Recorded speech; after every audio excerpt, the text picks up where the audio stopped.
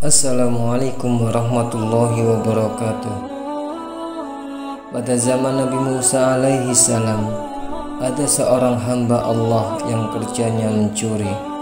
Sudah 40 tahun dia mencuri.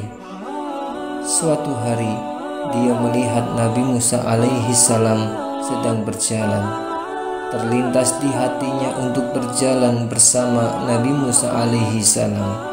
Di dalam hatinya berkata, kalau aku dapat berjalan bersama Nabi Musa, mudah-mudahan ada barokahnya untukku.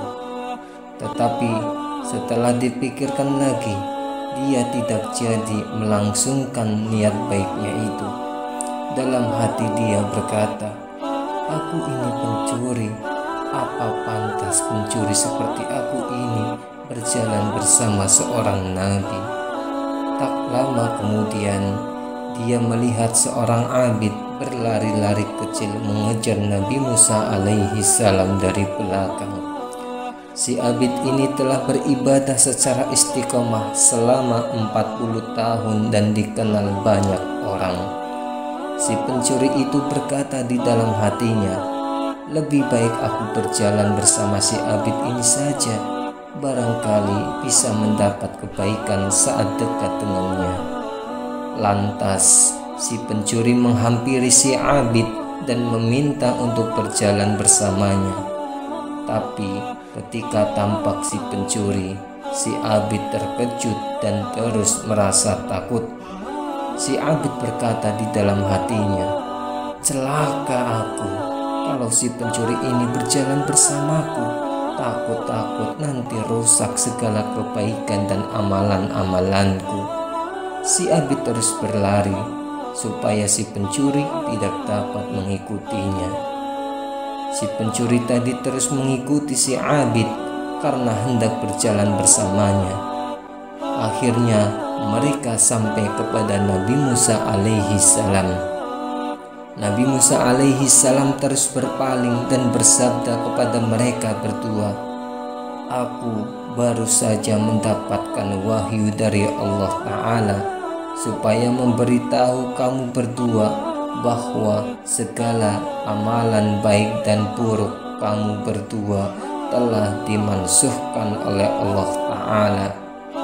Terkejutlah si abid dan si pencuri tadi.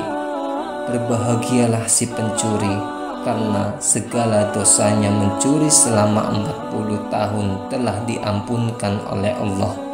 Dan celakalah dan duka citalah bagi si abid karena segala amalan dan ibadahnya selama 40 tahun telah ditolak dan tidak diterima oleh Allah Subhanahu wa Ta'ala.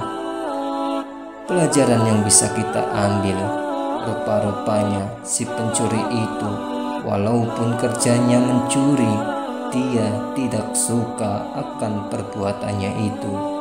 Dia miskin dan tanggungannya banyak. Masyarakat ketika itu sudah rusak dan orang kaya enggan membantu fakir miskin. Dia mencuri karena terpaksa. Oleh sebab itu, setiap kali dia mencuri, dia amat merasa bersalah dan berdosa. Jiwanya tersiksa dan menderita. Selama 40 tahun dia menanggung rasa berdosa itu, dan selama itu juga jiwanya parah menanggung derita. Selama 40 tahun hatinya merintih meminta belas kasihan, keampunan, dan mengharapkan kasih sayang dari Tuhan. Sedangkan si abid amat yakin ibadahnya mampu menyelamatkannya. Dia yakin ibadahnya akan dapat membeli surga. Setiap kali dia beribadah, dia rasa dirinya bertambah baik.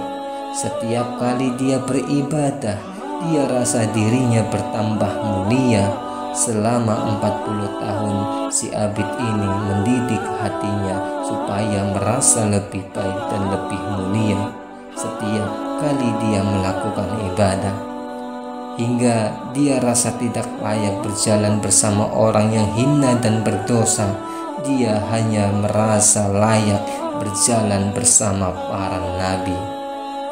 Maha suci Allah yang mengetahui segala isi hati manusia, yang tidak melihat akan amalan-amalan lahir saja, tetapi apa yang ada di dalam hati manusia, yang menguji manusia dengan kesusahan dan nikmat untuk mengetahui siapa di kalangan hamba-hambanya yang benar-benar berjiwa hamba dan merasa bahwa Allah itu Tuhannya.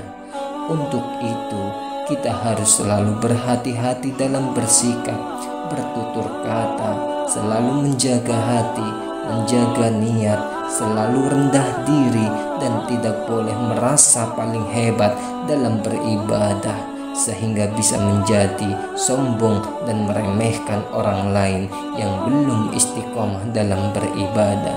Bisa-bisa amalan kita akan dilebur dan ditolak oleh Allah Subhanahu wa Ta'ala karena ada sedikit kesombongan di dalam hati kita. Mudah-mudahan bermanfaat. Barakallahu fiik.